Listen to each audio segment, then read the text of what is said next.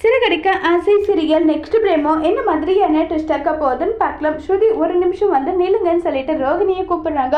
உடனே ரோகிணி அட்லீஸ்ட் உங்களுக்காவது தோணி இருக்கேன் எங்களை வீட்டை விட்டு நிறுத்தணும்னு சொல்லிட்டு இல்லை அப்படியெல்லாம் ஒன்றும் கிடையாது, அப்படியெல்லாம் எனக்கு எப்பவுமே தோணவும் தோணாது, நான் அப்படியெல்லாம் நினைக்க மாட்டேன். முத்து ஏன் நீங்க இதை மட்டும் கேட்க மாட்டேன்றீங்க, அது மட்டும் எனக்கு புரியல, என்ன விஷயத்த கேட்கல சொல்லு. இல்லை 30 லட்ச ரூபாய் கொடுத்து அந்த ஷோரூமை வாங்கியிருக்காங்களே அதுல நம்மளுடைய ஷேரை இருக்குதானே?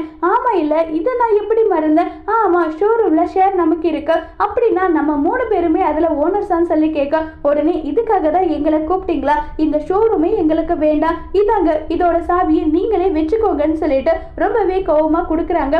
வந்து 3 பேருக்கு எப்படி பங்கு, 3 பேருக்கெல்லாம் கிடையாது, அதுல நம்ம 2 பேருக்கு மட்டும்தான் பங்கு இருக்கு, அதை முதல்ல நீ புரிஞ்சுக்கணும்னு சொல்லிட்டு சொல்றாங்க. ஆமா இல்லைன்னு சொல்லிட்டு இவங்க 2 பேரும் பேசிட்டு இருக்கிறத கேட்டு ரோகிணி பயங்கர கோவப்படுறாங்க.